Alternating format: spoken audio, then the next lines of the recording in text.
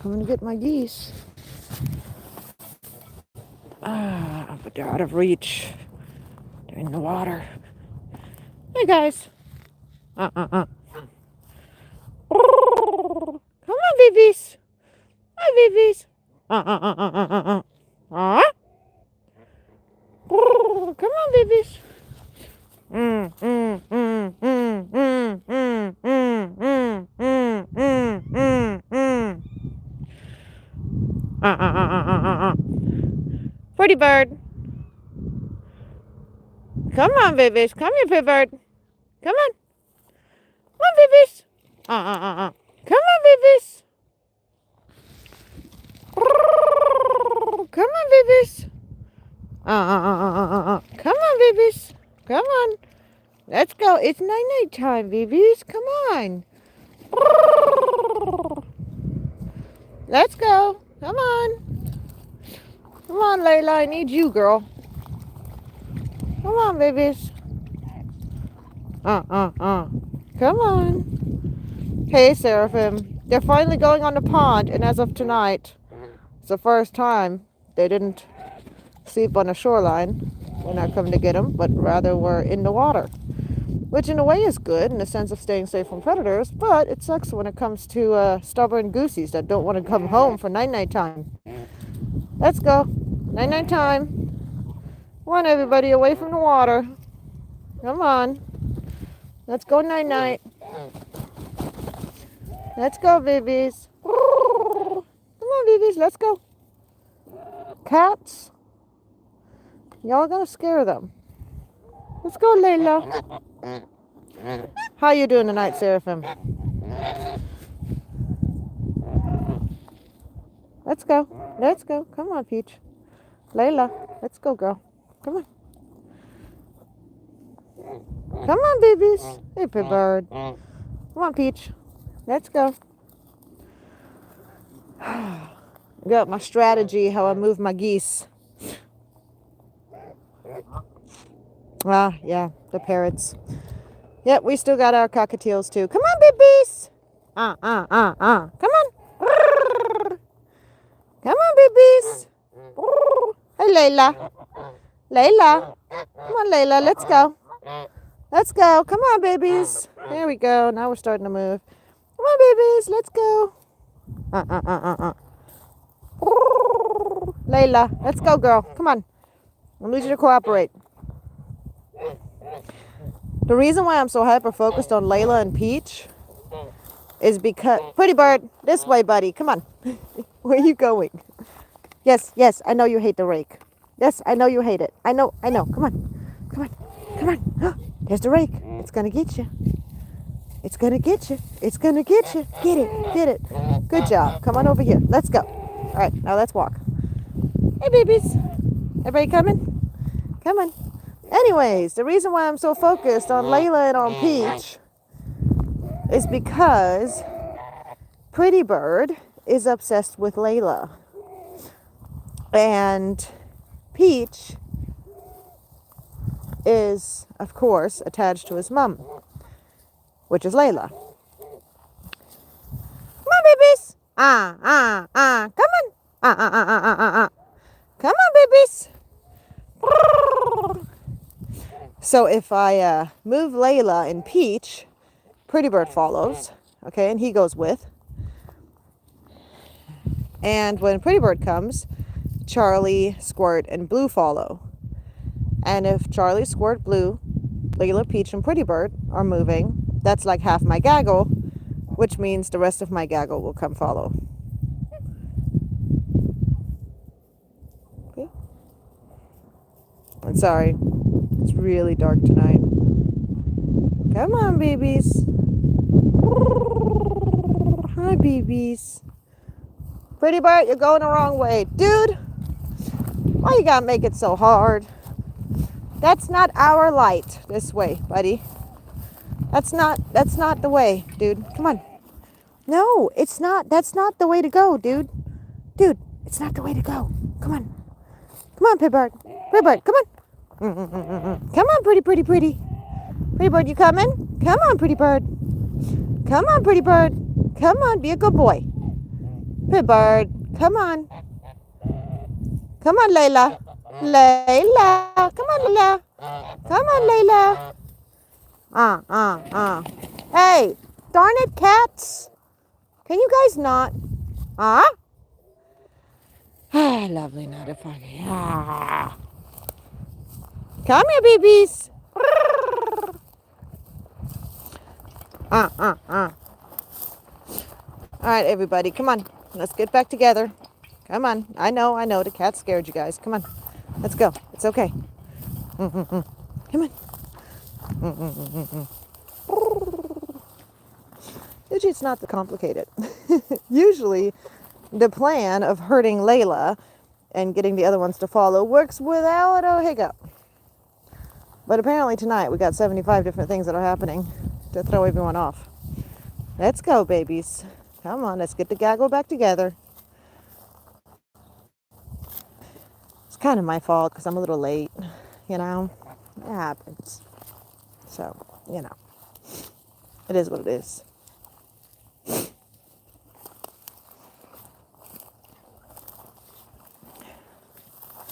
I must say, though, down here in Texas, it ain't as cold yet most days. Lord knows I probably jinxed it. All right, pretty bird. Come on. Dude, leave the rake, man. Hey, leave the rake alone. Come on. If you want the rake, follow it this way. Let's go. Let's go. Come on. Come on, Layla. Let's go. Come on, Layla. Let's go, Layla. Come on, Layla. Come on, Layla. Let's go, babies. Come on. Come on, big bird. Come on, big bird. Layla. Hey, Layla. Come on, Peach. Come on, Goofies. Let's go. Come on, let's go. Pretty bird, you need to quit being so upset about the rake. You know the thing isn't going to touch you if you don't touch it. It's just there to guide you where you're supposed to go. Come on. Let's go. Come on, babies. Come on, pretty bird. Let's go. Let's go, pretty bird. Let's go. Come on. Come on. Nope, you don't need to attack my legs. Let's go.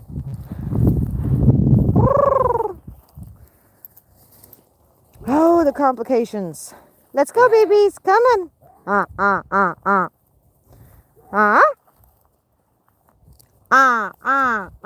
on, babies. Come on, babies. Come on, Pitbird. Hi, Layla. Hi, Layla. Hi, Layla. Come on, Layla. Layla Gold. I'm trying to get her to talk. If Layla talks, it lures Pretty Bird closer. Come on, Layla. You ready, Layla? Layla. Layla. Good girl. Come on, Pretty Bird. Come on, babies. Let's go. We got to go this way. The other way, there's a fence in the way. Come on. Let's go home. Let's go. This is my nightly adventure of trying to get my geese to listen. Those stubborn little butts. Come on, babies. Let's go. Hi, Layla. Layla. Hi, Layla. Layla. Where's Pretty Bird, Layla? Pretty Bird. Where's Layla? Pretty Bird, where's Layla? Come on, Pretty Bird, come get Layla. Come on, Pretty Bird, come get Layla. Yep, you gotta come get Layla. Come on. Come on, babies. Come on, babies.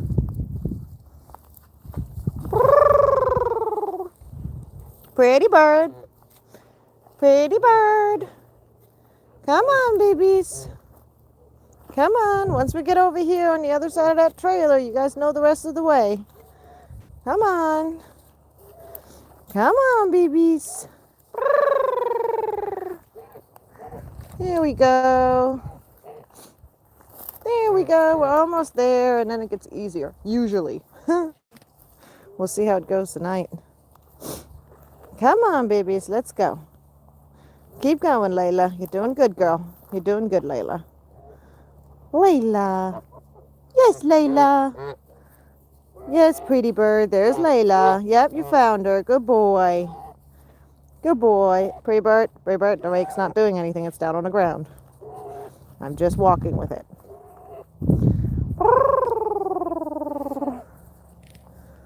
Come on, babies.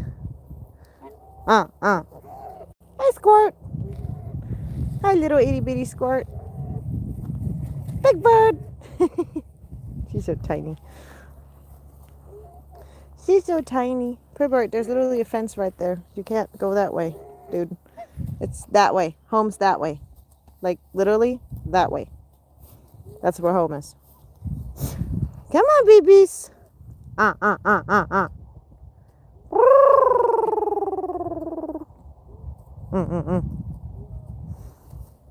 Did I just feel rain on my face? Please don't tell me there's rain on my face. Let's go, Layla. Come on. Simba, will you knock it off? Simba, no more. Stop it. No, Pibba, we're not going back to the pond. Let's go. We can go back tomorrow. Not tonight. Let's go. Come on, let's go home. Everybody caught up. Come on, babies. Come on, babies. Let's go. Layla, let's go. Come on, babies. Let's go. Come on, guys. Let's go. I'm going to be hoarse by the time I'm done getting you guys home. Let's go. You guys are being complicated tonight. My goodness. Layla. Layla. Layla. Layla. Layla.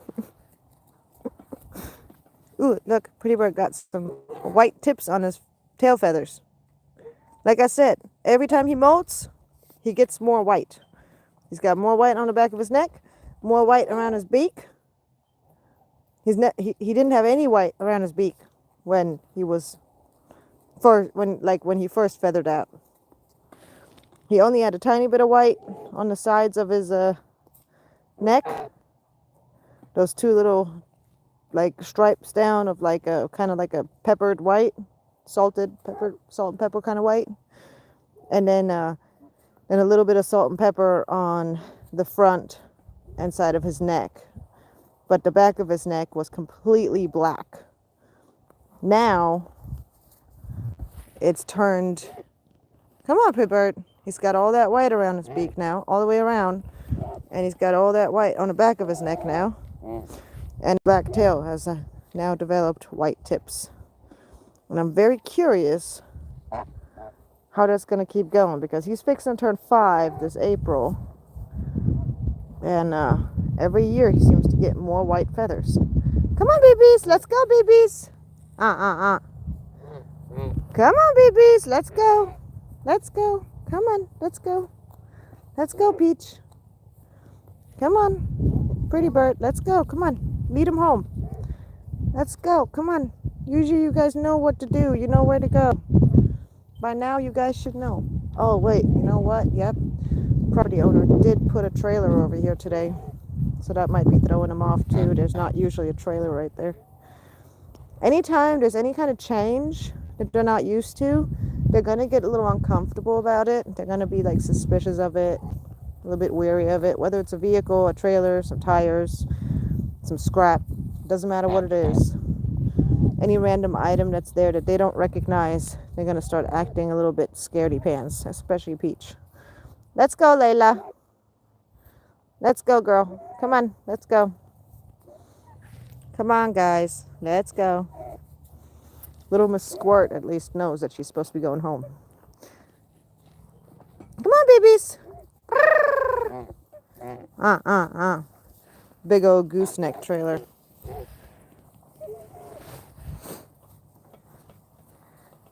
Let's go, babies. Yes, let's go. Let's go. Let's go, Layla. Let's go.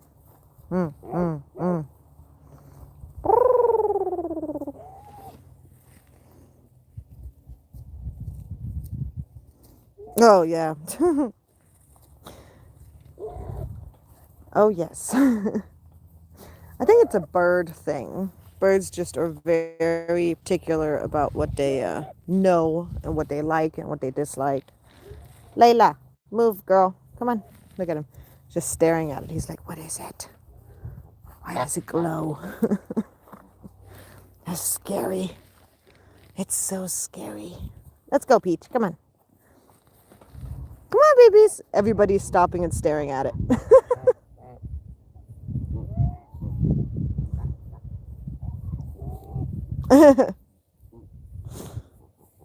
I've never heard that before.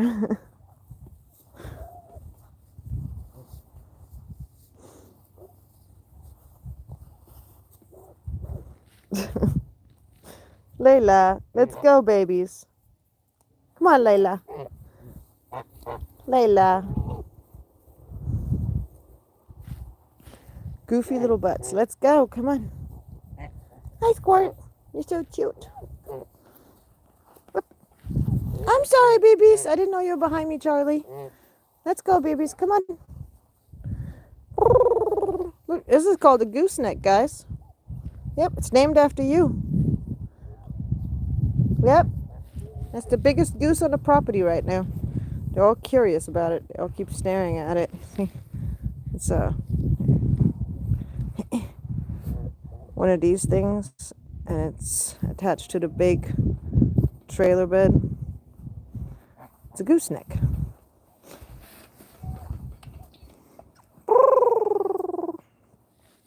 Let's go, night-night. Come on, let's go home.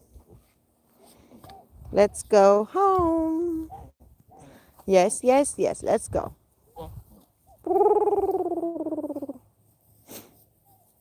Let's go home, babies. Come on, let's go home. You guys are just taking your sweet time tonight. It's not even that far. It's just a couple of acres, dude. Come on. I've got stuff to do. I've got places to be. Come on, honky butts.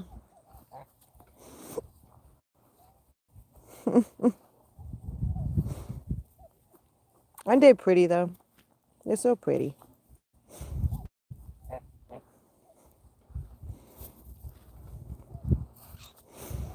Well, yeah, we finally got that one shed started.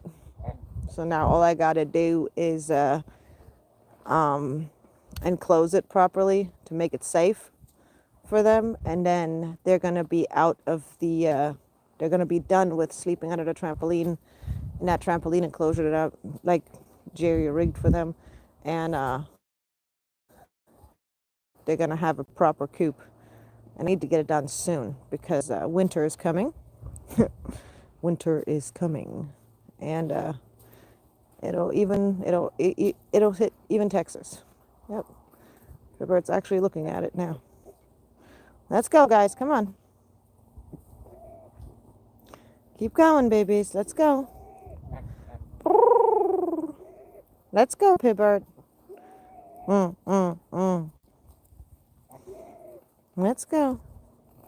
Hi, pretty. Hi, pretty. Let's go, pretty bird.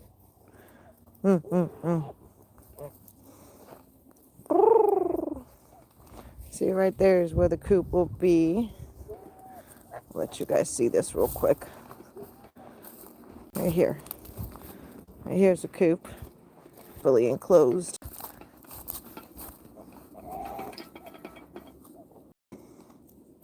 Come on, guys. Let's go. Let's go. Let's go. Thank you. Thank you.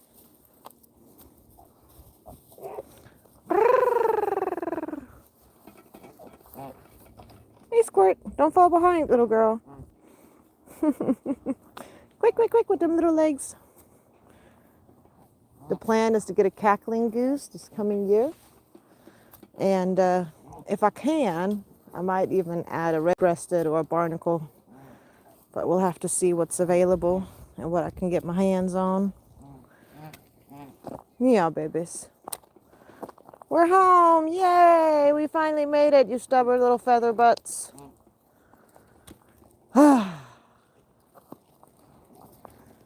Cats? You guys are driving me nuts tonight. What is it tonight? Huh? Huh?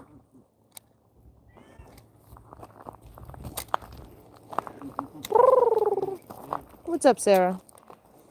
Hmm? Hmm? They're pretty babies. Hey, Ducky. What are we staring at? What? What's going on? There they go.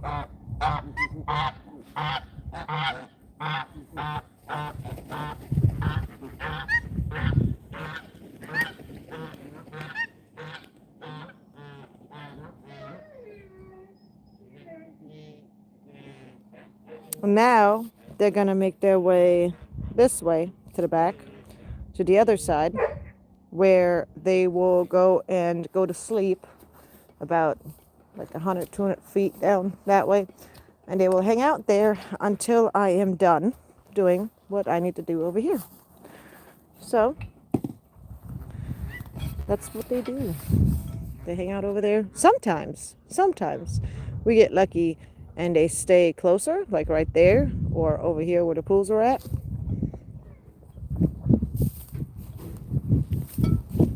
But fun fact, they haven't even been using the pools. Last couple of days, they've been going down to the pond and they stay at the pond.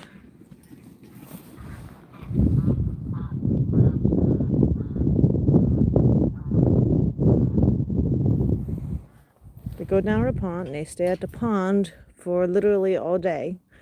And then in the evening, I have to bring them back so that they will come and go to bed. And that's how it's been. Really, kitty? Hey, Popcorn. It's time to go to bed, buddy. This is my daughter's rooster. He's slowly getting integrated with the flock, but part of the way that we're keeping him safe and keeping the flock from beating him up is by, right now, he spends his days under the trampoline. His nights in a separate little kennel thing in the coop. But the days are spent under the trampoline for now, so that he can get to know the flock without a flock of chickens, without risking getting too beat up. He's handsome, huh? This is Nugget's son. So we've got Chicken Nugget, and then we've got Chicken Popcorn. And that's why his name is Popcorn. It's because he's, the smaller version of Nugget.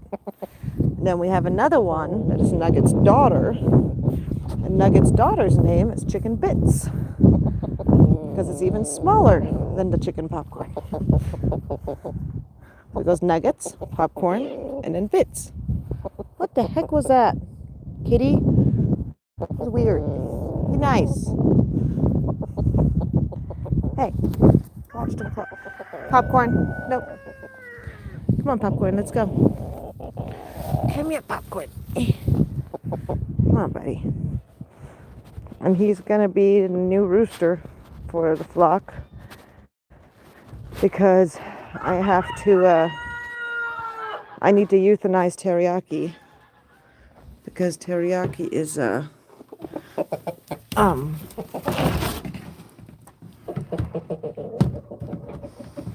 Teriyaki has some sort of we believe he has cancer. So he hasn't been doing well. And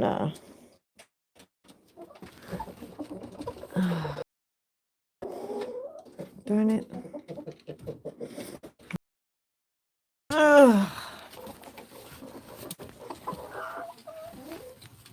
Got one girl in there.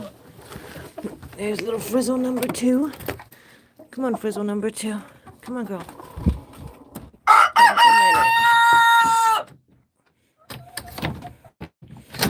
Keep the Frizzles safe. We keep the Frizzles. Kitties, get out. Keep the Frizzles in that little kennel overnight. And then during the day, of course, they're out with everybody else.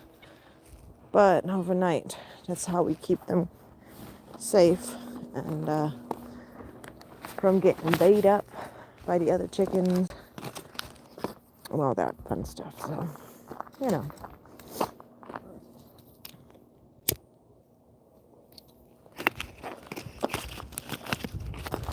But yeah, we got lots more to do here.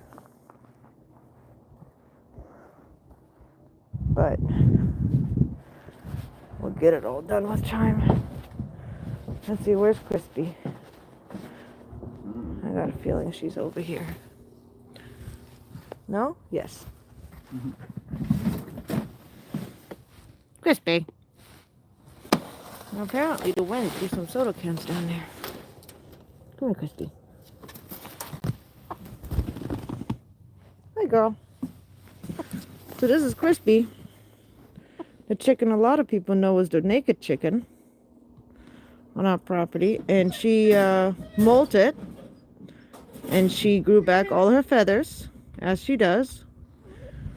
And this is where you can really see that difference in her feathers. Like I've explained a few times before, they're much more curled than the other chickens.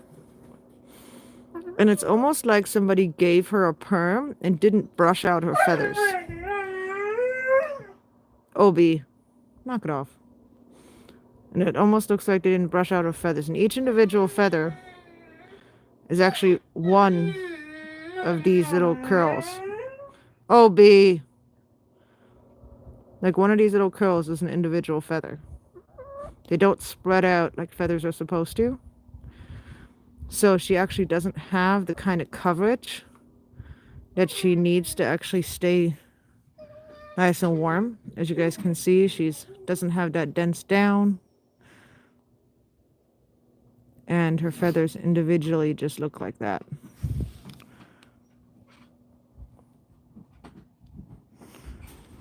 And they're much more brittle, much more likely to get pulled out, much more likely to fall out. So she spends most of her day on our back porch behind the fence line with us, because that way the roosters can't mess with her. But since she now has her feathers back, she spends her nights outside in that kennel with her sisters. And if we do get any like ice rain or ice storm or flash freeze or anything like that, or it gets super cold, she is going to come inside and spend the remainder of the winter with us indoors, just because she is much more vulnerable to the cold than the other chickens because of her feathers.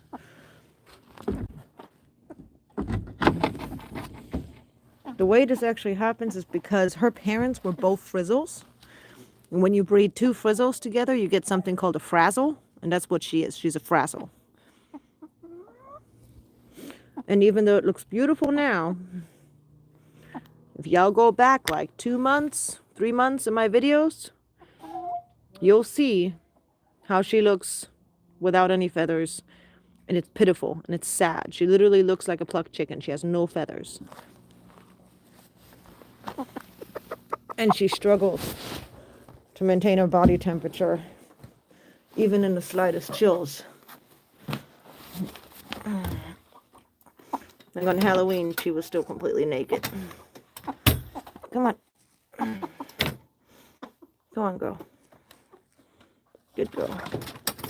Go on with your sisters. Excuse me. Ah, it's awkward. Awkward walking. No, we didn't get any. Wait.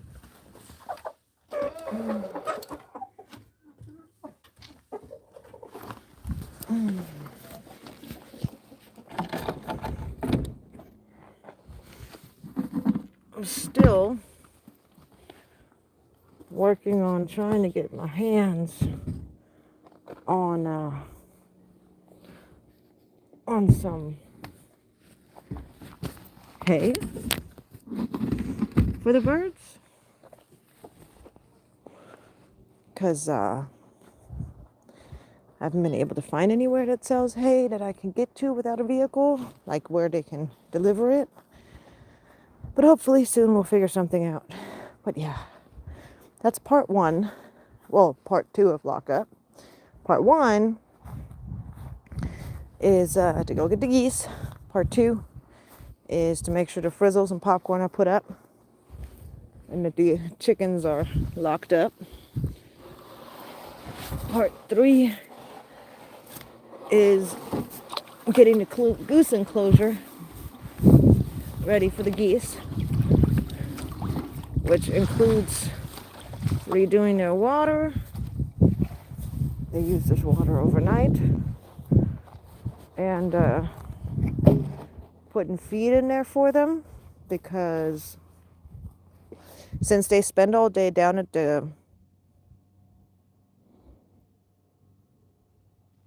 oh no, not hay, straw is how you get to aspergillosis. Hay, I actually have had little to no issues. The straw, because the straw is dead, it has like these hollow areas within the straw. And from what I've been told by a couple of breeders, it's hay that is better, because basically you don't, and this is of course assuming you're not using water, which I'm not in the chicken coop, but or food, like there's no water or food in there. But with straw, it's like there's no hollowness to them, which I'm sorry, with hay there's no hollowness to them, whereas with straw it's like thicker and it's hollow. So when you use straw, there's like a way higher chance of fungus growing inside of the straw, and with hay there isn't. That's how the way I've been explained it. That's why yeah. Hi, Greg.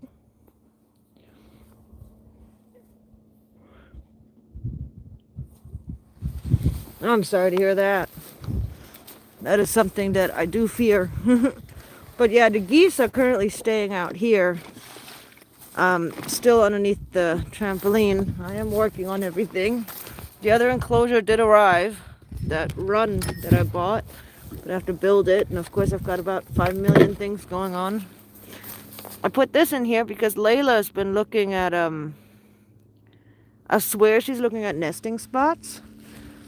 So I put the doghouse in here because Obi-Wan, of course, outgrew it.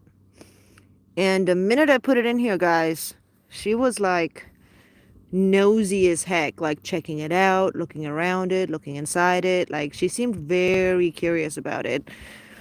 So who knows? Maybe we'll get eggs from her rather sooner than later. We'll have ourselves some goslings soon, which I can't wait. And I do feed the geese overnight food, but I move this trampoline every couple of days. So like a few days ago, it was over here, right in this area here where I'm standing now. This is where it was a couple of days ago. Before that, it was over here, and before that it was over here, and then over there, and over there, and over there. Like it's been like all over this whole field here to there where it is now. And then the next move is going to be further up this way. The reason I've been doing this is because we got this tall grass, and there's still a lot of green grass left in here. Not a whole lot, but there's still a decent amount of green grass left in here, and they like eat up the green grass pretty quickly.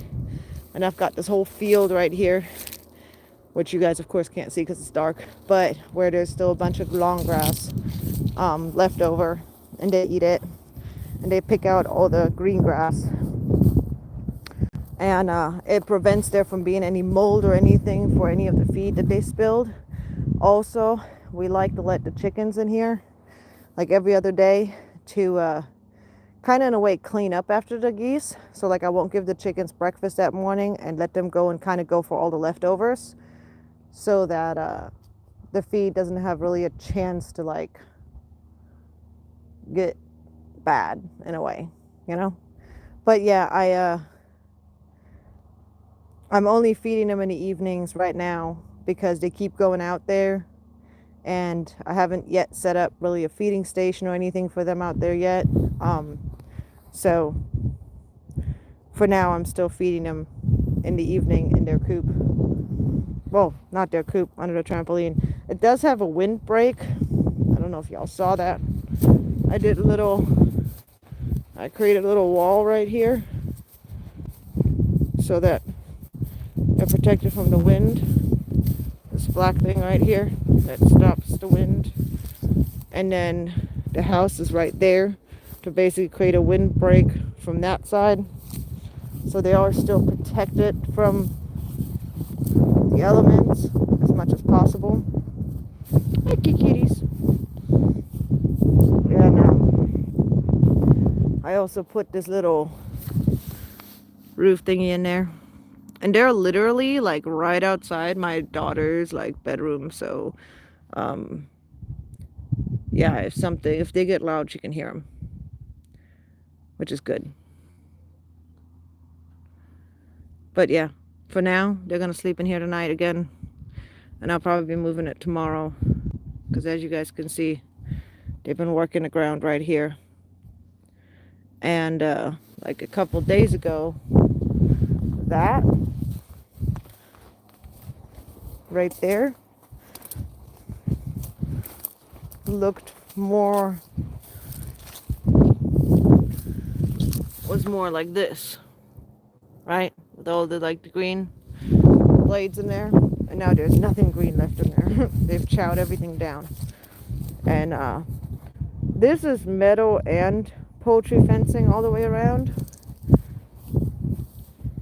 It's staked down. It's not the safest, and I know that, and I know this is risky. But I'm trying to get them moved into a better, safer enclosure. I think it helps that we have a lot of guard dogs in this area, livestock guarding dogs, farm guard dogs, that literally patrol the entire neighborhood. And I think we've gotten lucky in that sense. But I don't want to push my luck longer than I absolutely have to, obviously. But yeah, it's a lot going on. I do hope to have the goose coop ready within, hopefully,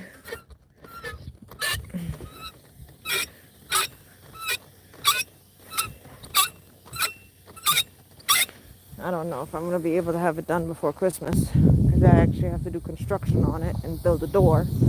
But I'm going to try to get it done as fast as I can so that they have an enclosure that's safe. Hopefully I can get that done sooner rather than later. Because I'm really hoping that we don't get hit. That we don't get hit by a major cold front.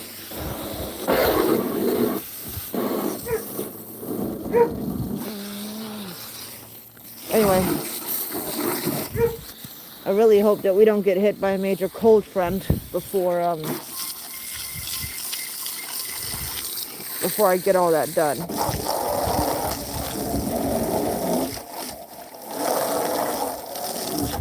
Like, it's cold out, but it's not freezing out, you know? Like,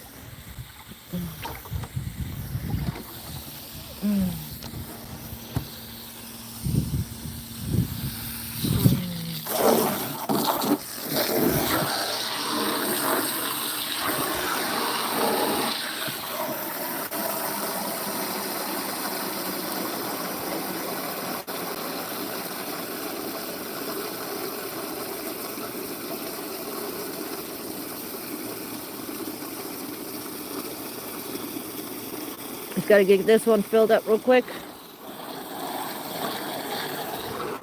And then,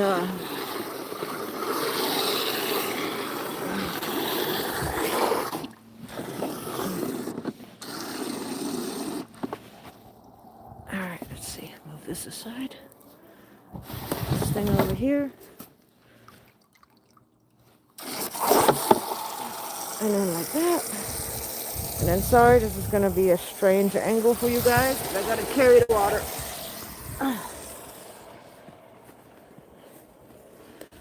This in here. And then carry it while I'm bent down underneath the trampoline. Ouch. It's like a workout every single night.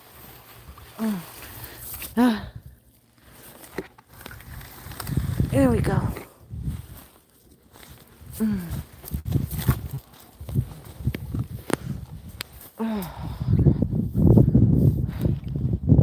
This is how you know you're getting old. This is squirts water. See, the way I arrange my coops or enclosures for my geese is I try to keep in mind that there's always going to be the potential of one or two of the geese being bullied. So there's an extra little bowl over here with water, which is over here in a corner. She can go all the way around if she's got to run. But there's multiple locations here, angles and stuff, where, say, a goose that doesn't have a status higher in the hierarchy would be able to go hide. Alright, as soon as that's full, all I gotta do is schlep it over there because, yes, the second part of my hose broke. Guys, my hose broke. And it's so frustrating because now I have to pull this massive thing of water all the way over there. No fun. No fun. Anyway, so that's what we do, right, for our birds. Whatever they need, we go and do it.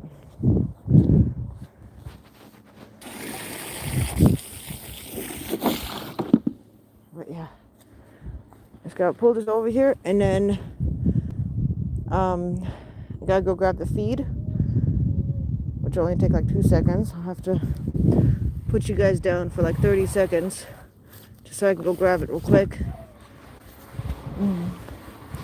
And then we're gonna go get the birds. This thing is probably like, comparing it to a feed bag, I'd say this thing is probably a good 60 pounds or so. I don't know, it feels heavy. I don't know if because it's moving or what, but it feels heavier than a feed bag. Oh, crap, my necks. Alright. Let's go get their food. Sip of water first.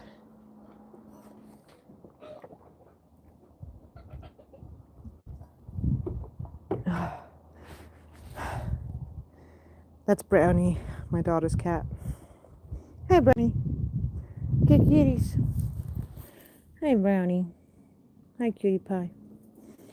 Hi, cutie pie. Causing problems earlier, huh? You were causing problems earlier. Watch out, kitties.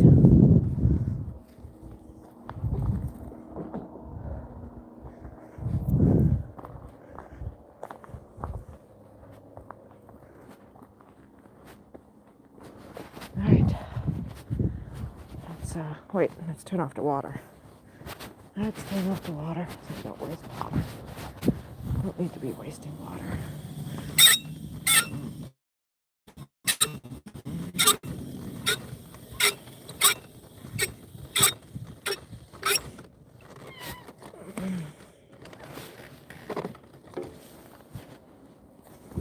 Alright.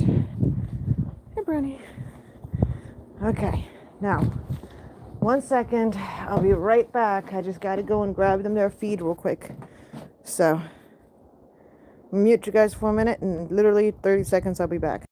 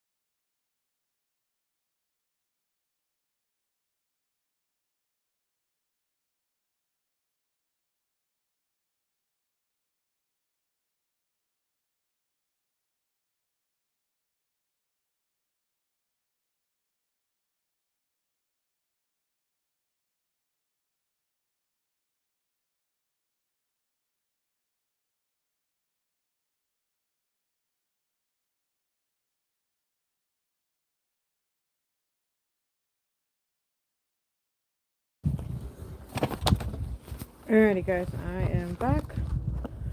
Sorry for that wait.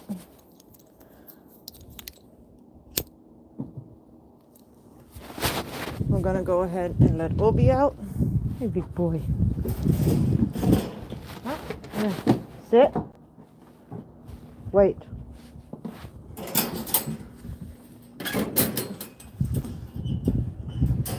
Come. Hey big boy. Hey big boy. Look at them big old feet. Look at them big old feet. Let's go, big boy. Come.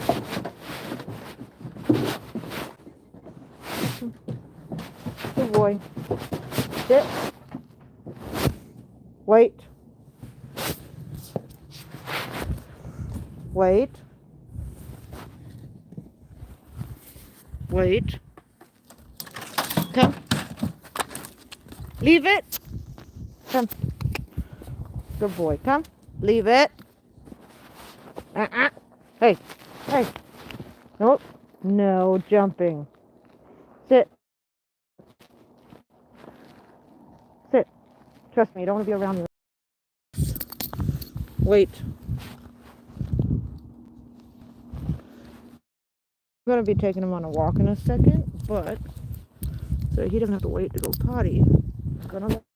He's on a lead. I'm just going to want to clarify that. Yes, it's staked in the ground. Yes, that only gives him a certain amount of range. Stake is all the way back there where the fence is. Okay, it's like he's got this whole area to move about. I only do this when I'm about to let him off the lead anyway, and I'm about to let him out with me. But like, for an example, I don't want the geese to beat him up while I'm right now hurting him back. So I'm allowing him to be out while I can't have him with me on the leash. My husband is right here on the porch, and we'll be keeping an eye on him while I still am going to be able to keep an eye on him where I'm going to be going for the majority of time. And he'll be able to go and do his business, you know, that kind of stuff. So just going to clarify that. He's not left out on that thing. It is simply something I utilize for in-between time. And rarely. He's only been on it like 3 times ever. Like literally. Only ever been on that thing 3 times in his whole life. So.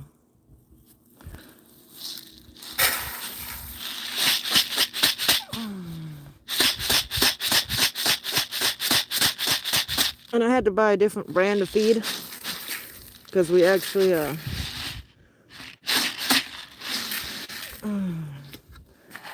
ran out of feed. And our Chewy order hasn't gotten here yet. So I had to do the whole pay $20 to get a same day order from Tractor Supply thing, which is no fun. I guess I'm taking some so I can give my goosies some treats when they get back over here. They like eating from the hand. Plus, I think y'all enjoy the interaction too. Y'all have been so patient. So, get this in here. And then this thing, the first thing I do with it is I actually carry it back here. And then I take a couple of handfuls and I just put it right there in that corner. And that's for Squirt. So she has a place to eat.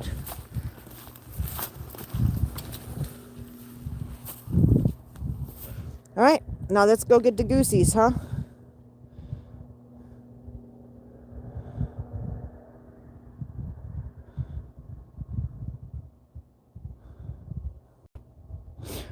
Yeah, I thought I'd heard something like that, Paul, but I wasn't 100% sure. I know Brett had said something about it, but I didn't remember exactly which one it was. I only used the hay one because that's the one that I was recommended because they can eat it.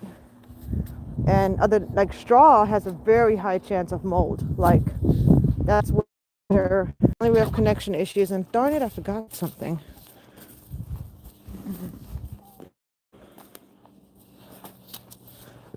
Yeah, I've heard things like that, but I hadn't, like, I started using hay when Brett recommended I would, and that was way back, like, I don't even know.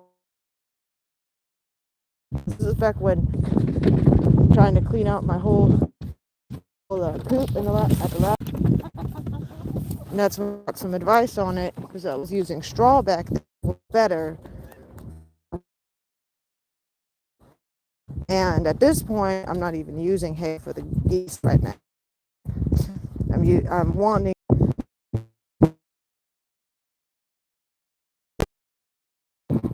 Sorry, the connection is horrible.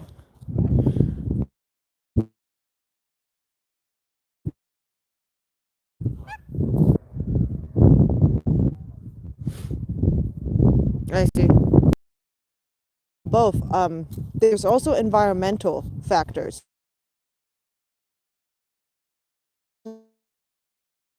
Where you live, levels, all those things can also have an effect on how different bedding affects your birds, also how you keep them, and then also your enclosure. So like depending on how in your coop ever, whether or not your birds like to be in water all the way up to the last second. So when they go into their coop, they might be wet. Like, and again, like I said, and also what like the circumstances are of your weather and the humidity and all that other stuff. That's just what, from my understanding, all those things can also have like an impact on how your birds do with different bedding, like literally just what kind of coop you have, how much ventilation you have. Have like a better luck with certain times of the year because like the weather actually stays kind of like this, kind of cool, like nice and warm, but also cool, like not super hot. But then we have times of the year where I think our chances go up a lot more intense because we do get pretty darn humid.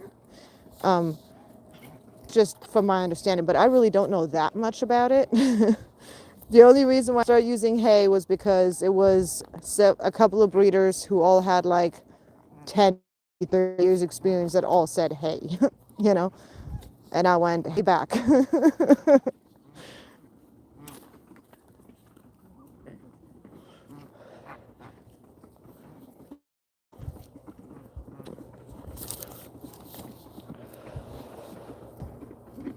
Oh my God, that would be, especially when it has like a little button. You push the button and it goes squirt. How cool would that be? Like to have one that actually did like her little squirt sound.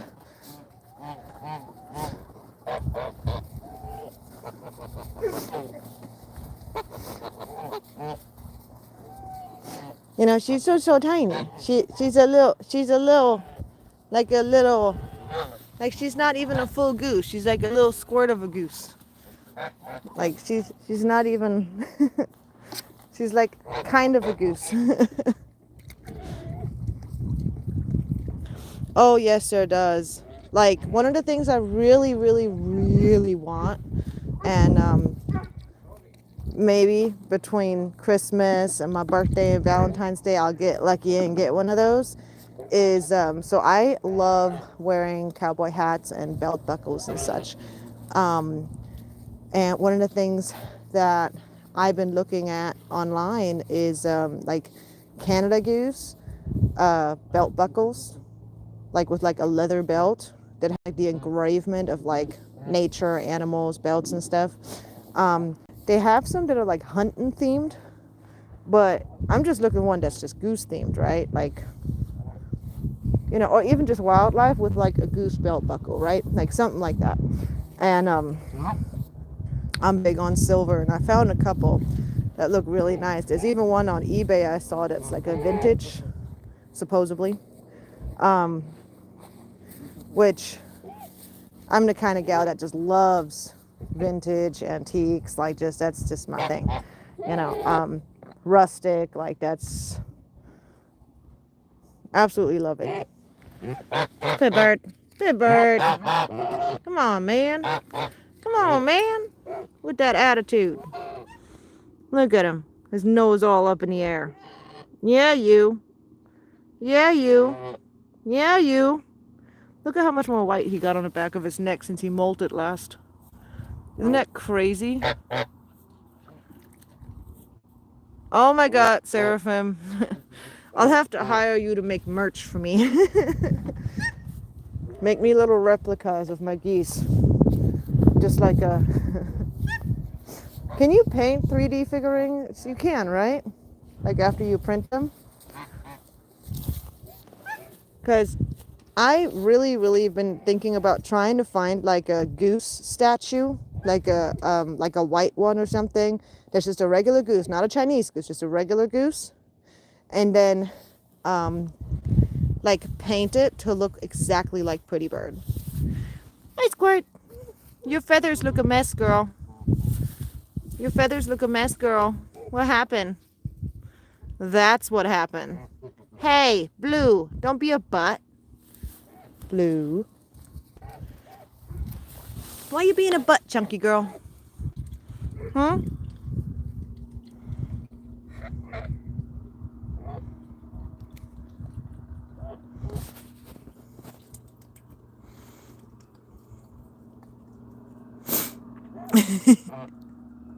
Oh, Paul, I'd be going crazy too.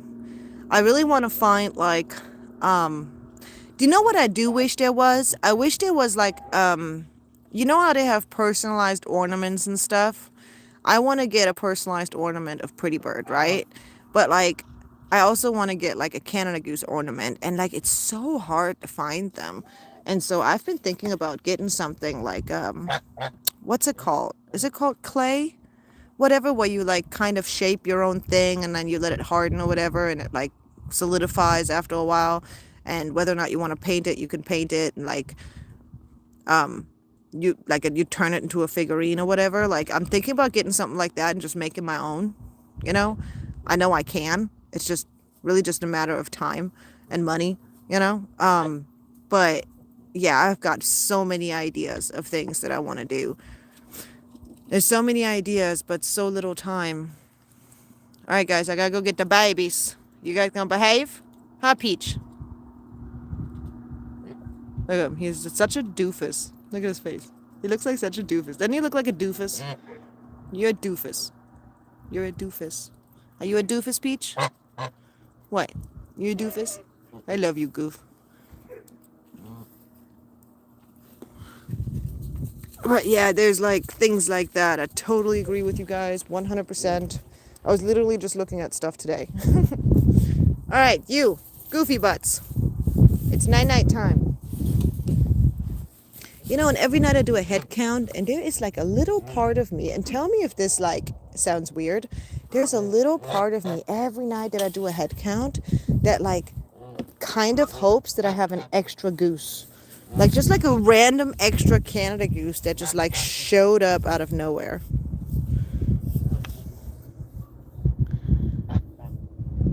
That is a good idea, but I don't know. Paul, I'm like in the middle of like we talking the town I live in is barely worth being on a map, okay? Like, I mean, this town, like, we talking like out in the middle of nowhere, so like insignificant to the point of like not even having its own like anything. Like anything, even the basics that every other town has, this town does not have it, okay? It's so tiny, like so maybe there's somebody who like privately does it, or like somebody kind of works from home, kind of like a hobby kind of thing. That's probably the only way I would find that around here. Otherwise I'd have to drive to one of the bigger towns or cities probably. But I'm kind of leaning towards trying to get one of those little clay kits and like trying to make one myself first, see if I can make my own ornament and make it look just like you, grumpy butt. You're getting grumpy. We're getting closer to mating season. You're getting an attitude. Yeah, attitudey-tude. All right, let's go. Come on.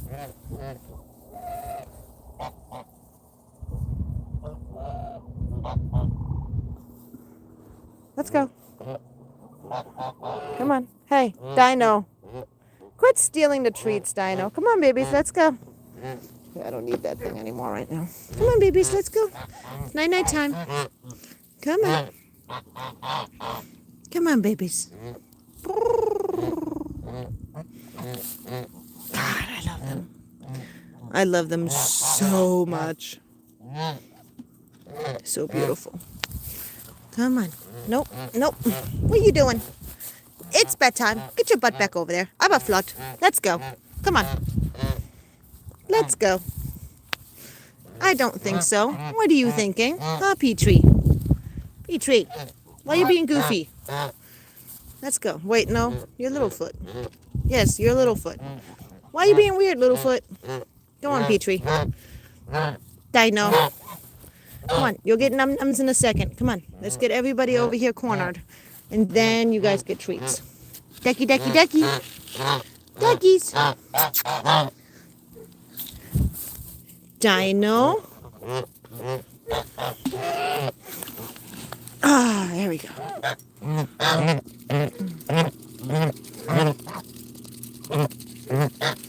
Okay. Well, if I fail, I'll definitely have to look into that. That's good to know, though. There you go. See, we do this thing in our family where every year we have added another ornament to the tree for another passion or interest and been removing, like, the traditional ornaments. So, like, we've been replacing them with different things that the children have been passionate about over the years. So, like, ever since our kids were little, and they're both teens now, right? So ever since our kids were little, every single year, we would get ornaments that represented something that the children were passionate about. So, for an example, when my son was like 2 to 3 years old, he was really into the movie Cars, right, for like the longest time. Same with my daughter with like the movie Frozen, right? So like we got an ornament for that. When my son was little, we got an ornament for Cars. When my daughter was little, we got an ornament for Frozen. And then, like, you know, they were into Dora, or they were into Nemo, or like whatever they were into, we would get another ornament. Or like we had a Rottweiler for many years. And so for Vader, to commemorate him, we got a Rottweiler ornament. Just, you know, different things for different animals, different, you know, different hobbies, different interests, different things that we've, you know, experiences, whatever. Like when we went to Disneyland with the kids when they were little, we got an ornament there for Disneyland, you know, from Disneyland, even though it wasn't Christmas, but we still got an ornament there at one of their little gift shops to put on a tree every year to, like, you know, because that was something special that we'd done that year. Just, and then in the end, the plan is that since every year we've added something else about the children's childhood and things that they love, and like I want to get an ornament that like represents Dino because it's my daughter's first goose, an ornament that represents her chicken nugget, our Black Star chicken, because that's her first pet chicken, and just things like that. And in the future, when they're all grown up, those ornaments can then later be handed down to them and kind of split up between the two, right? Like whatever my son's interests were, go with him and his new family. Whatever my daughter's interests were, go with her and her new family. And then if they want to, they continue the tradition. And then every year they too can start adding new ornaments for whatever their children are interested in, you know? And it's kind of like that keepsake box that everyone does for their kids that kind of presents like little highlights of a child's childhood. In that same way, I've been doing that with ornaments to like represent their childhoods in a way on our Christmas tree each year. And for both children, it starts with a picture of their first Christmas. So each child has a photo of when they were an infant at their first Christmas, and they both had a professional photo taken when they were little babies. And there's like a tiny little ornament picture frame that has each kid's face. You know, each of them have a picture frame. Basically, we just, in a way, almost are trying to start our own little traditions because our kids are not lucky to have grandparents involved in their lives. My husband and I both are the black sheep of our families. I am a very thoroughly shunned, disfellowshipped ex-Jehovah's Witness. And my husband is a ex-Mormon. Both of our families are still active within their religions. And we are, regardless of how we live our lives, not part of that picture. And for some reason, don't ask me why, it somehow has made sense to a lot of these people to translate that all onto our children, even though we've always been inviting towards people being involved in our children's lives, regardless of how they felt about us as in family members, but that didn't quite work out. So in a way, we've almost been trying to start our own traditions because, one, on my side, I didn't have any Christmas or anything traditions because Jehovah's Witnesses don't celebrate any of those things. And for my husband, it was a pretty dysfunctional family, much like mine. And so we're trying to create that kind of functional, happy, healthy family with some traditions that if they want to, they have that option to continue them. Whether or not they want, like they have the, just to have that option, you know, that's the idea, you know, like.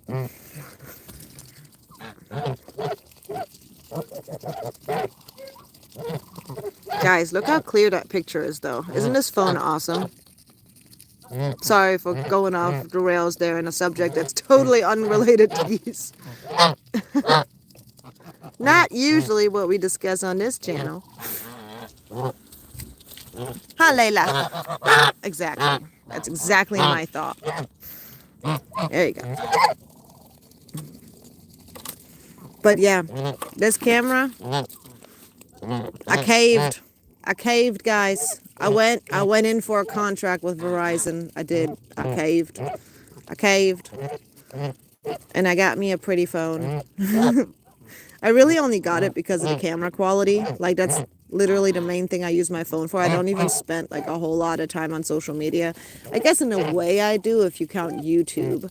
But like outside of like YouTube, as y'all tell, like I'm not really on Facebook that often. Like the main thing I do is listen to like audiobooks. Actually on YouTube, you can find a lot of audiobooks for free on YouTube. And I like listen to like documentaries and like educational stuff, or like I said, books or whatever. Or sometimes podcasts about different subjects where I listen to, whether I agree with them or don't agree with them, I listen to different like conversations and stuff and see how different people think. Like, but I don't spend a lot of time on, say, like I rarely, maybe once a month, go on on my Instagram. I haven't been on TikTok in many, many months. And I, maybe once every couple of days, I go on Facebook, or if I get a message, I do get notified for those usually. But so the main thing that my goal was with the phone was to have a good camera so that I could make better videos when I am shooting it videos, you know?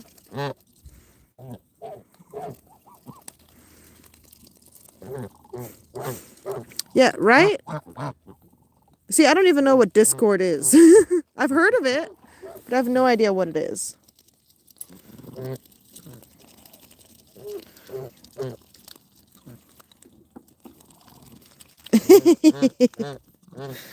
I think it depends what kind of YouTube people, because I feel like some, like, you kind of get like, I don't know, I feel like you get like, there's like different categories of YouTube people. There's like the YouTube people that are like, that almost kind of have their heads up in the clouds, and YouTube becomes their whole life, and sure, they become successful, but it also kind of starts affecting them, where it changes who they are, right?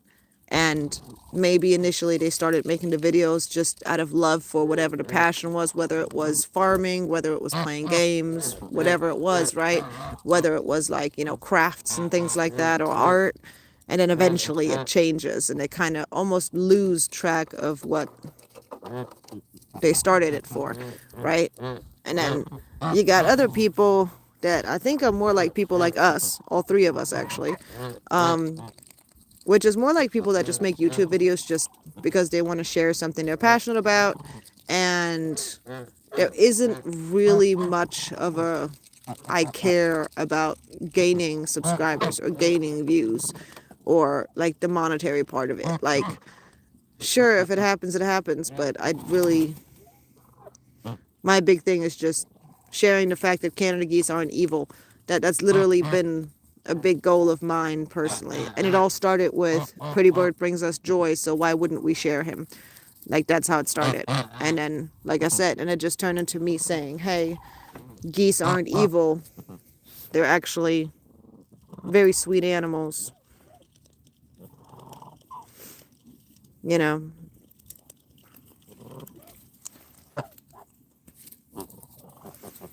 Y'all quit picking on each other.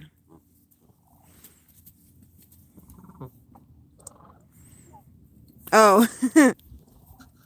Yeah.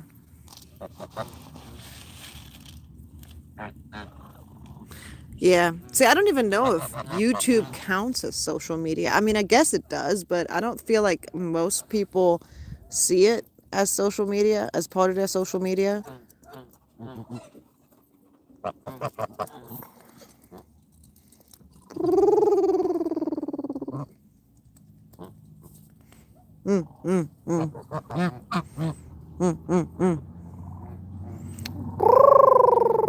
Hi, babies.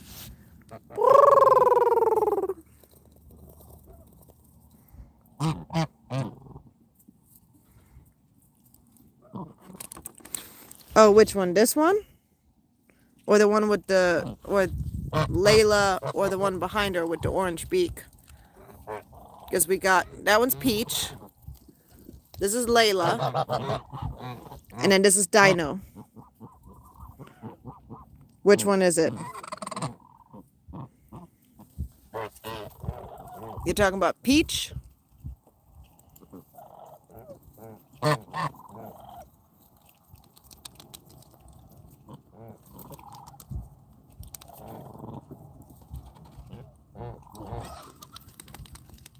So, oh, Layla. This one?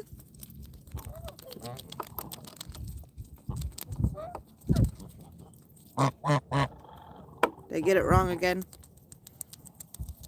Or are you talking about Dino? Dino, okay. I got 2 out of 3 wrong. Look at that. What are the odds?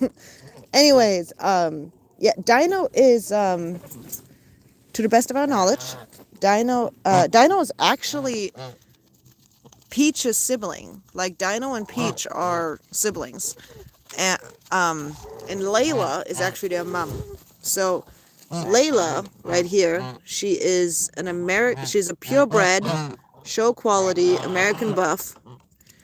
And then the 2 African ganders, which have actually been rehomed, finally. They found a new home. They literally live down the street, around the corner, with a really nice lady, along with Layla's 2 other babies. But she actually had these 2, Peach and Dino, with the African ganders. Why are you looking at me like that, Goofy? The only difference between Dino and Peach is that Peach has an orange beak, and the beak is like has a knob on it at the top, and then also Peach has a larger body. It's just bigger overall, and then the feet. Dino has almost like a little bit more of a pinkish tone to the feet, and then Peach has a very, very bright orange feet, like more so than Dino. With Dino, we've on and off been confused about whether or not Dino was actually fathered by Pretty Bird, just because Pretty Bird is half Chinese goose, and Chinese geese are so similar to African geese. But we've flip-flopped on it so many times. Just because Dino is the smallest one out of all of them, seems to be, like, has that more elegant face, like that more, you see that more narrow face that Dino has? Like, all the other ones, including their mom, has like more of that chunky face, like more pronounced cheekbones and all that stuff. And just things like that. Like, just Dino just has slight differences to, like, she just has more of an elegant body shape compared to all of Layla's other babies. Let's see. It's Peach. Hi, Peach. Hi, Peaches.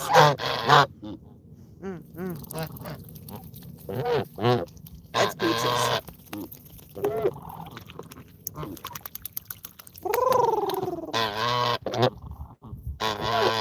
Yes, Peaches.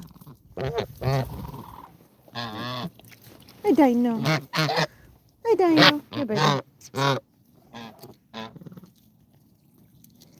So yeah, they're half American, but to the best of our knowledge, they're half American buff and half African production. Look at Pretty Bird's yellow feet. Him with his yellow feet.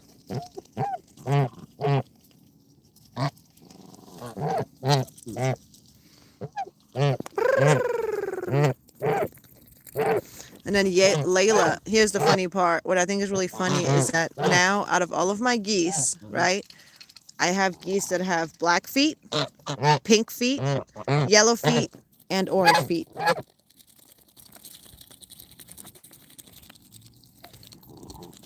The question is, how many colors are left? Because I know there's a duck with blue feet. I'm wondering if there's any other geese with different colored feet out there. What is it, pretty? Hey, pretty.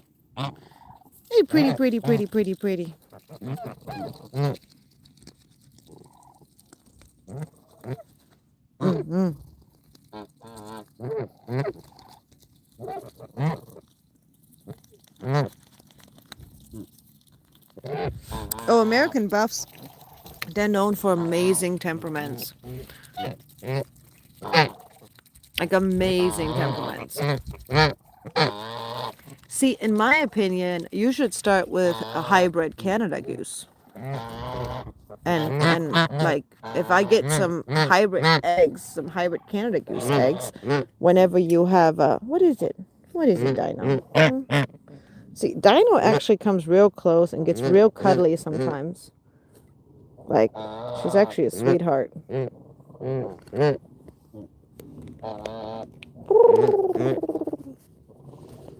Dino. Hi, Dino.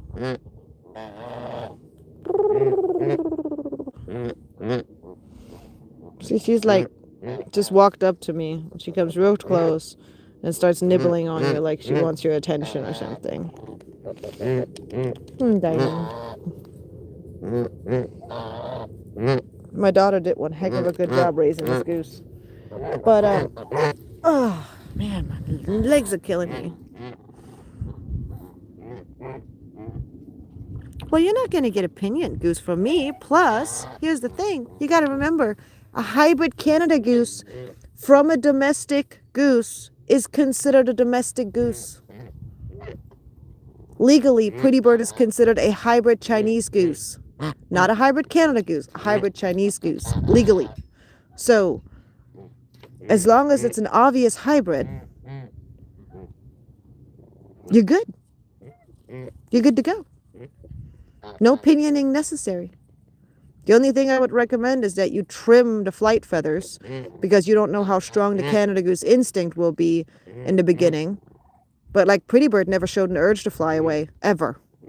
I only trimmed his flight feathers this year, and last year because of the whole mating thing and everything was going crazy.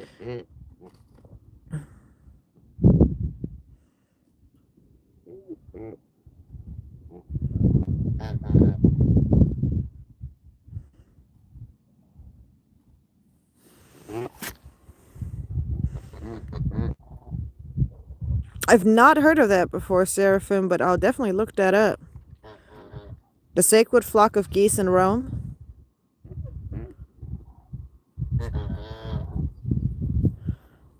I will look that up. And yeah, Paul, you're on my list for people that y'all are gonna be the first people that are gonna be getting contacted by me when I have hybrid babies. Hopefully that will happen in the near future because I love hybrids. And I've pretty much decided I'm gonna be that girl, okay? I'm gonna be that one breeder that's gonna have hybrids and not put them down or sell them to taxidermists, okay?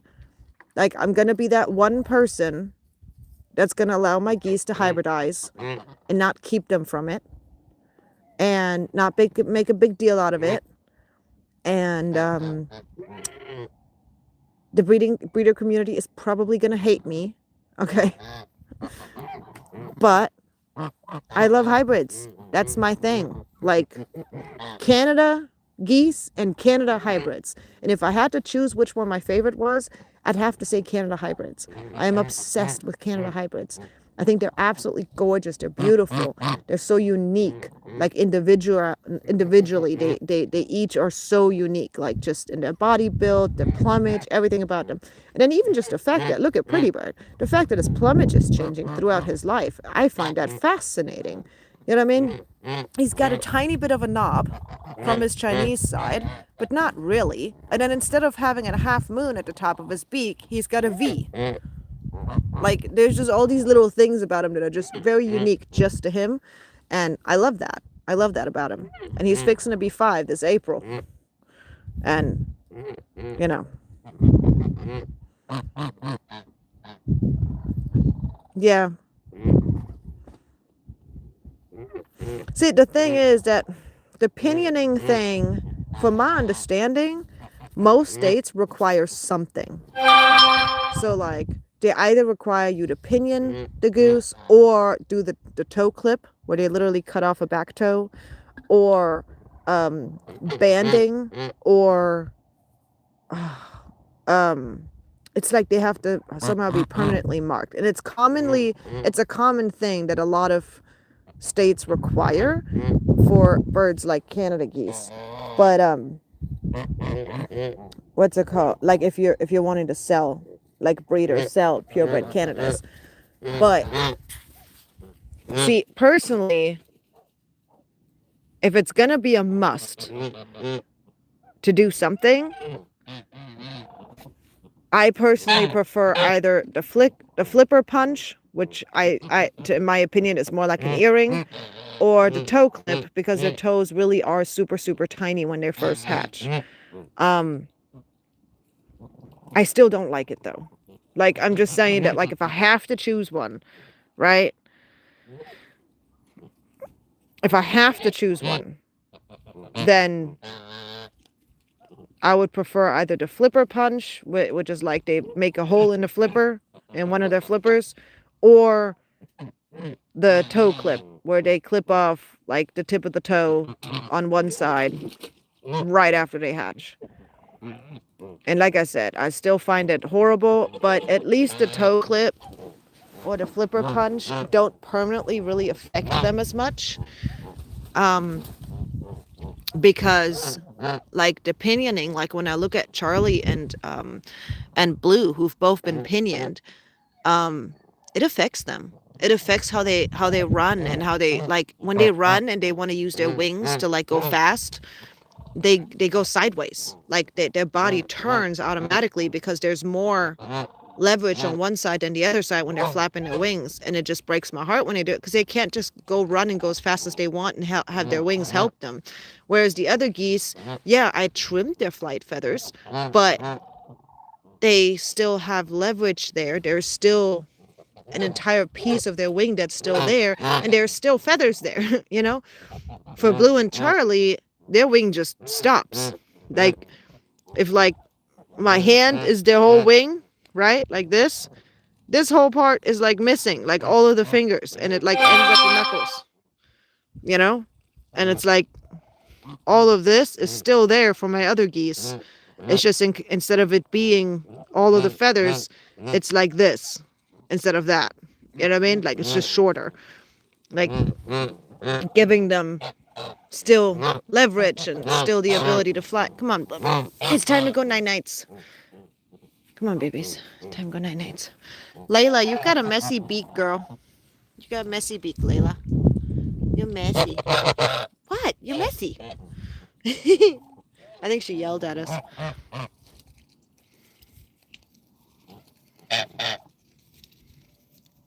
Right? Right? And it's like perfect. Also, think about it. We barely have any hybrids in captivity that are kept alive. Barely, if at all. I've never met anybody that has a hybrid Canada goose in captivity that is alive and well. That's not like in the process of being either sold to a taxidermist or in the process of being put down. Like I've never heard of one that's actually in captivity and alive and well and like being treated well and is planned to be kept alive. Night night, babies. Night night. Night night. Night night. Night night. No, it's night night time. Time go night nights. Night nights. Pibbert. Night night, Pibbert. Night night, Pibbert. Night night. Yes, night night. Night night. Pibbert, night night. No, night night time. I know, night night. But yeah, so I've been talking to my husband about it because I was like, you know, I'm going to piss off the entire bird breeder community. He was like, you know, I don't care. As in, he doesn't care if somebody doesn't like something that we do. He's like, you do what makes you happy. If it makes you happy, then do it. I got your back. Like that's as far as it goes.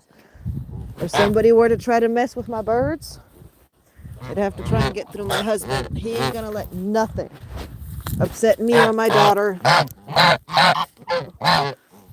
And the geese are mine, and then of course Dino belongs to my daughter. And there's no way in hell my husband is going to allow anything to upset our daughter. Like for somebody to come and upset our kid. Either one of our kids, for that matter. But yeah. He's 100% supportive of anything I do. And I'm very lucky to have that. Because, I mean, I've heard of a lot of people that struggle to, you know, have certain animals or live a life a certain way because support them. Or doesn't support their dreams. And personally, I think that's sad. Because, you know. Are you ready to go play? You ready to go play? Sit. Wait. He wants to lay down. All right, let's go. Come on. What are you doing? Let's go. Let's go. Let's go play. Oh, go play. Oh, B. No, don't ram into me. Hey, goofball.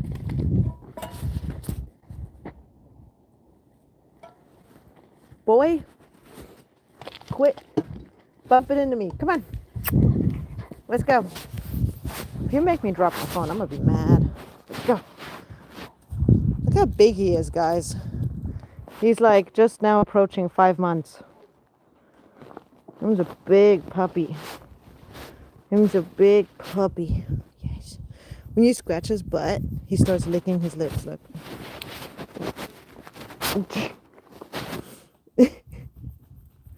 Obi, is that so good? Oh, weirdo. All right, let's get the Obi stick. Obi stick. Is that the Obi stick? Let's get it. Get it, boy. Come on. Want to get it? Want to get it? You ready? Go get it. Oh, I'm sorry. I'm sorry, buddy. I'm sorry. Oops. You gonna get it? You gonna get it? No? Here, Obi. Go get it. Get it, boy. Get it. Get it, boy.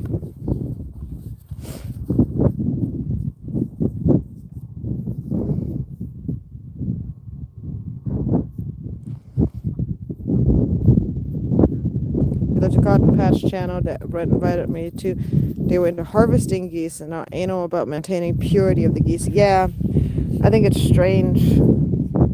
The whole purity thing, I don't know.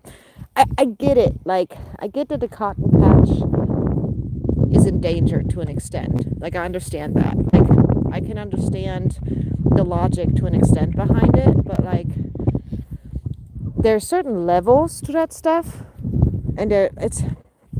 Come on, Obi. Come on. It's almost like when you think about things like, I don't know, like really anything. But there's so many defects in most goose breeds. The wild hybrid geese are probably the Canada geese that I've got, right? Like, for an example, blue, one of the they're regular standard Canada geese, right? But Blue got it, and I call her my little chunky girl, and I call her my little chubby girl, and I call her my little Oompa Loompa, or whatever, and I do so endearingly, like I love her, right? But I'm also a little bit worried because Canada geese aren't technically made to be heavy, right? And her sister doesn't have that problem. Obi, come, come. Good boy. Goody girl. Good boy. Come. But Canada geese, you aren't really supposed to have all that all that extra weight on them. So it concerns me for her health, right? Because they do have problems with liver disease and such when they have too much weight. So, but she eats the exact same amount as everybody else, and for some reason she's retaining it differently. She isn't like eating a whole lot extra or anything like that. She just retains it differently.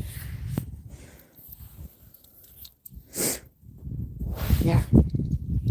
And see, the thing is, for me, the way I see it is that when it comes to breeding the geese, right? They are, hold on. When I refer to breeding the geese, I'm really careful with how I see the meaning of it, because I think that I see a different meaning from, like, say, a lot of the breeders out there. See, a lot of breeders out there will specifically, like, they have all these like aviaries and stuff set up, right? Or they have like areas where they like corral in certain groups of geese, and they separate their geese certain times of the year. Good job controlling yourself, but no jumping. Come. Behave yourself, Goofy. But they separate them, and I can understand to an extent separating the geese before mating season hits, right? Like, I understand that. Like, for an example, if you got a gaggle of Canada geese, you've got a gaggle of cotton patch geese, you want to separate them because you're trying to breed specific kind of species or breeds of geese, right? Makes sense. But then there's people that will separate a pair.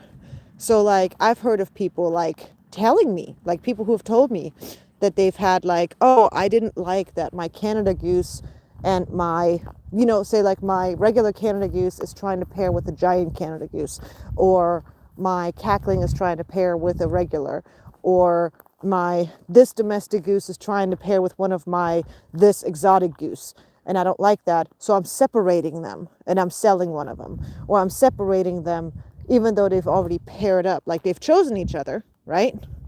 But they're being said, Obi, leave it. Come, leave it. Stop eating cow poop and horse poop. That's gross. Come on. But they separate them after they've kind of started that mating process. That's where it bugs me, right? Like, I can understand keeping certain animals from starting a relationship, but when you leave it, good boy.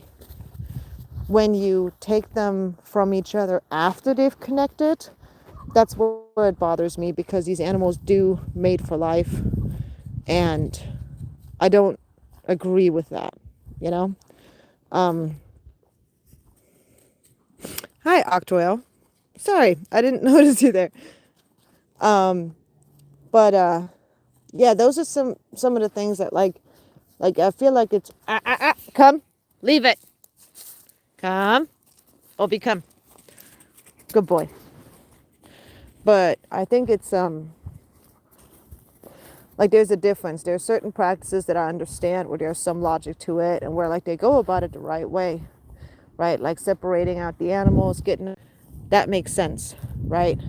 But when they are already connecting and then you separate them, in my opinion, that's unusual cruelty.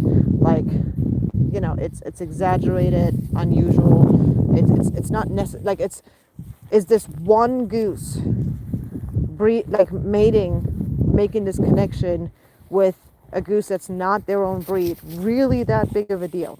And if it's really that big of a deal, why not go and switch them out with somebody? Like, just sell the pair, right? Like, I don't know. It's just, and it's probably because God knows that people always accuse me of humanizing animals too much, which I don't know why animals having emotions is humanizing them, considering that it's scientifically proven that they have emotions.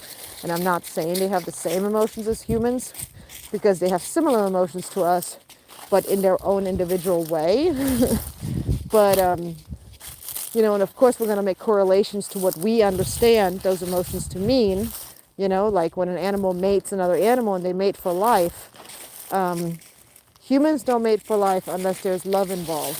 So, of course, there's going to be some component of our mind that's going to apply love to the equation, that's going to make an assumption that animals have the ability to love, especially since when they lose that mate that they've chosen to live their life with, passes away, that they mourn them.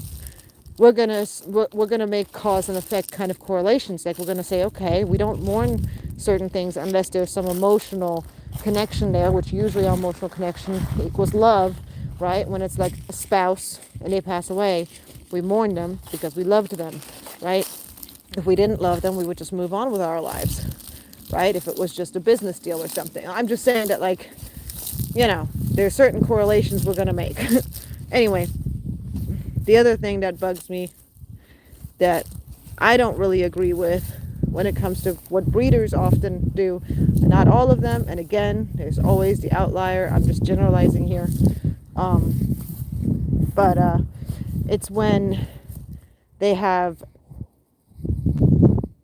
how do I put it, when they have several breeds of birds and they're so scared of the birds like breeding with each other, and like hybridizing, when the breeds of birds that they have, or at least some of the breeds of birds that they have, are in no way or form endangered, or have low numbers, or in no way or form are these animals struggling in their existence, right? Like, this is where I will agree to Obi, leave it, come. He wants to go over to the neighbor's property to look for their dog, because usually he's on a leash when he meets him, and I don't let him go play with him because they barely know each other. And Bo's an adult, and you're still a puppy, and you don't act right. Come here. Okay. Come. Good boy.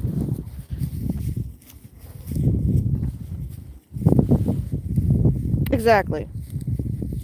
Exactly. And I feel like they know, like, you know, they, and I don't know if this deviates from the subject too much or not, but did you know they actually found a correlation between, in humans, they found a correlation between birth control and women filing for divorce? There's a correlation between the two. And that supposedly, because birth control messes with a human female's genetics, derp. What's this say? Hormones and pheromones and a lot of our natural stuff. It actually messes with how we choose our partner, and that when we go off of birth control, it can actually affect how we feel about our partner once we're off birth control. As in that they did some study that apparently, I don't know if it's in one, so I don't know how reliable this is, but supposedly they showed some study where it said that, like, because this is with all of our hormones and stuff, and go off of birth control, have a normal natural ability to seek out a mate. Much more so in animals than they do in humans, right? Like, even though humans are animals, but we've changed over time, we've evolved in different ways. But on their chooses, because I do believe that there's a reason why a specific goose chooses another goose to mate with. That's one of the reasons why I'm not forcing Pretty Bird to mate with one or the other particular female, because I do believe that there's a natural part of their instinct, right, that is more likely to have him pair with a female that he'll probably have a higher chance of having a success rate with when it comes to producing offspring. Say, if for an example, it is true that he has a hybrid, has little to no fertility. Obi, leave it. Come. Come. Come on, devil eyes. Good boy. Then I want him to have access to whatever female that his instincts tell him is the best female for him to be with. I hope that makes sense, because we have an instinctual part of our mind that does affect how we choose our partners, right? And in the geese, I think it's the same way. In my personal opinion, I believe it's the same way. That geese have, they have their instincts that tell them, hey, this mate's the best one here, right? Like the females, they're choosing their mate based on certain characteristics. Some of the characteristics we've discovered are things like height, for an example. They want the male to be just a little bit taller than them. Canada geese do, right? They don't want the tallest male. They want a male that's just a little bit taller than them, just a little bit broader than them, to help them protect their young. What do you got there? Obi, will you quit grabbing poop? But in that sense, using that same logic, right? I think that when they pair up with a certain goose, they have their reasons for it. I do believe it benefits them when we let them choose their own mates. Like, I genuinely believe there's a bigger benefit to letting our geese choose their own mates. And that the only time, Obi, drop it. Hey, sit. Good boy, wait. You see? All right, good. Let's go. Weirdo. Hey, you just dunked my phone. Obi. Anyways.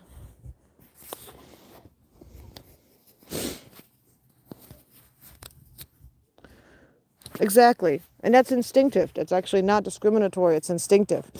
Just like there are certain things that human males are more likely to be attracted to instinctively, in average. That has nothing to do with being discriminatory or being shallow or anything. It literally has to do with instincts, our biological makeup, like things that have been programmed into our brains over thousands of years of evolution, if not hundreds of, who knows how many thousands of years we've been on Earth. I have no idea. But depending on what you believe, whether or not it's creation or evolution, or if you believe in both, which is something I personally believe is more like.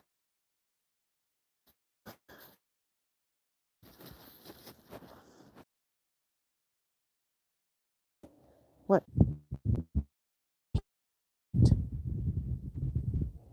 Could have gotten one of those other geese for a squirt so that she would have had to make this. By next year at the minimum, this would have been the male. It would have still. I do plan to get like little cackling goslings. This comes like I'm trying. Really, good boy. I mean, I feel like this dog does pretty darn good considering he's 5 months old. Like, he's not even 5. Like, he's getting close to being 5 months old. But like,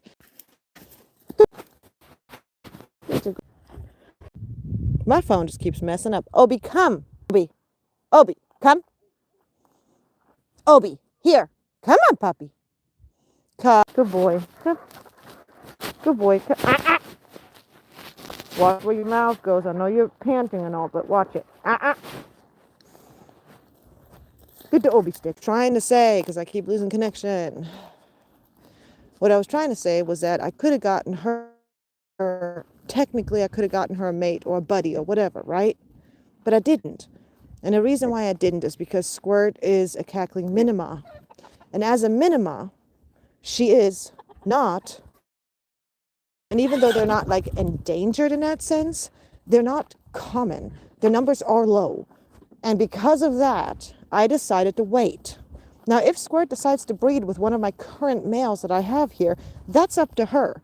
I'm not going to stop her from doing it, but I'm not going to set her up to force her to hybridize where I'm not giving her a choice, basically.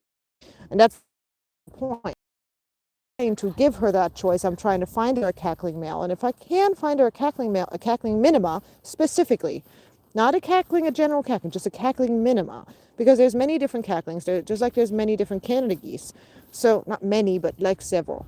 And the goal is for her to have that choice between, and I might actually get a red-breasted, if I can afford it, I'll get a red-breasted and a barnacle and a cackling at the same time if I could. That's not what it's about. It's not about her not being allowed to hybridize. It's that I didn't want to just get a red-breasted or just get a barnacle and then not give her that choice to be able to breed with or to mate with a male that is her own breed, which is what she most likely is going to prefer instinctively, right? So that's why I ended up not getting that other gander. And also because I honestly, at the time, didn't have the money to put into it and it wasn't the right timing. But if it had been a cackling, I would have found the money and I would have tried to make it happen regardless. Come on, Obi. My point is just that in the end, the goal is to try to give her the best, like, overall setup. Give her. Come on, Obi. Is to try and give her that option because their numbers are not as high. The cackling minima does not have high numbers out in the wild. And so I didn't want to set her up. Obi, leave it. Come. Leave it. Obi, come.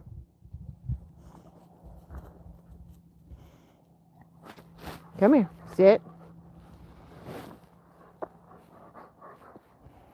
That's a good boy. Shake. You want to shake? Hi. You gotta stop with the mouthing.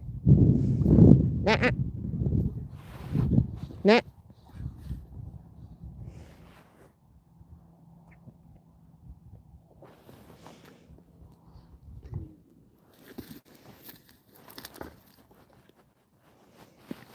Good puppies. Come on. Let's go back. Sit. Obi. Sit. Obi, sit. Good boy. Wait. Wait.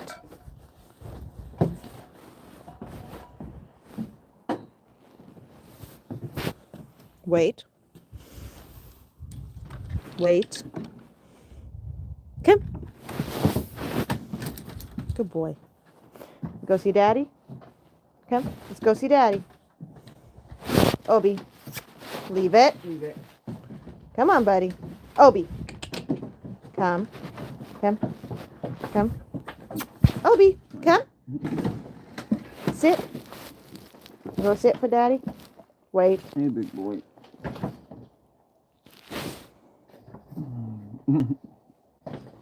You're all wet.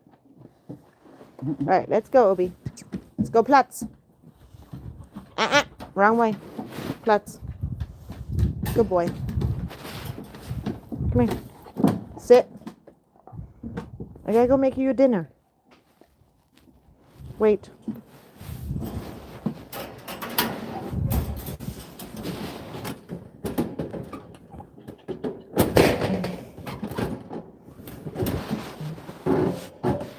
I gotta close this thing all the way because this little booger, he figures out problem solving really well. Like he's too good, too smart for his own good.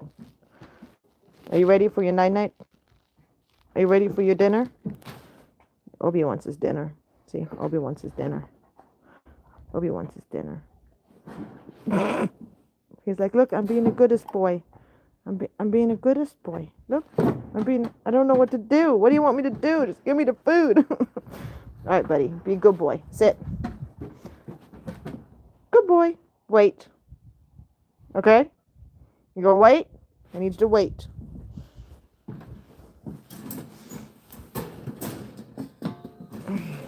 Uh-uh.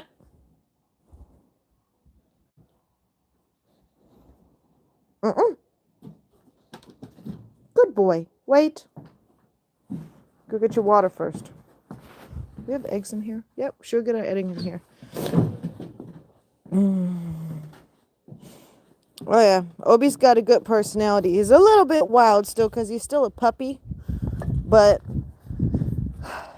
he does really good. In my opinion, he does very well. Like, I mean, literally, I have to remind myself that because of his size, I have to remind myself that he is still a puppy. Like, sometimes I'm just like, why are you acting so hyper? And then I'm like, right, because he's literally 4 months old. Like, he's still a baby. And sometimes it can be hard to remember because how big he is. He's massive. He's like bigger than my friends' adult dogs. You know? So it's like, I gotta remind myself of that. Hold on. I'm just refilling the water real quick.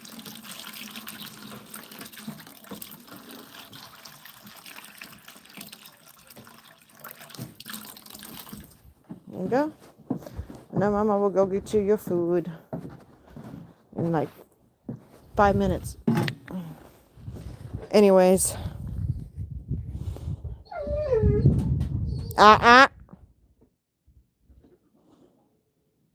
Yeah.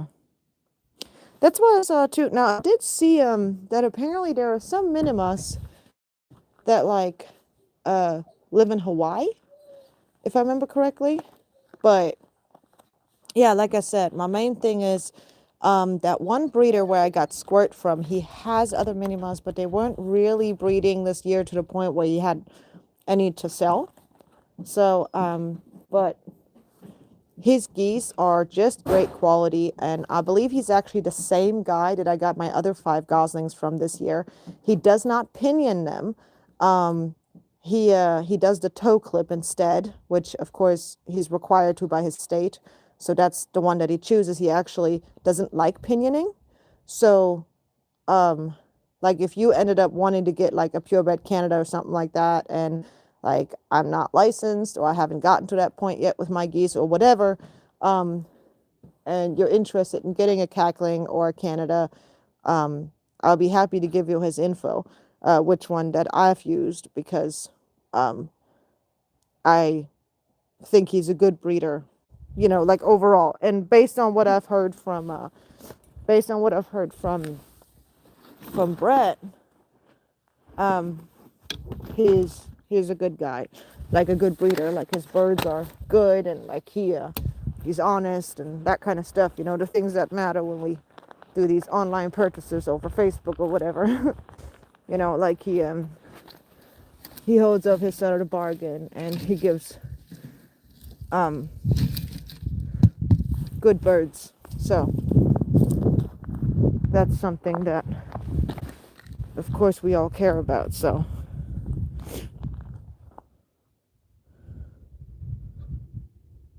oh, really? I did not know that the Nene are descendants from the Aleutian cackling. I didn't know that. I haven't really looked into Nenes too much. I do want to add them to my collection, because I really do think that I'm kind of almost more in the category of collector rather than breeder. But like I just love being surrounded by the geese. That's just my thing, you know.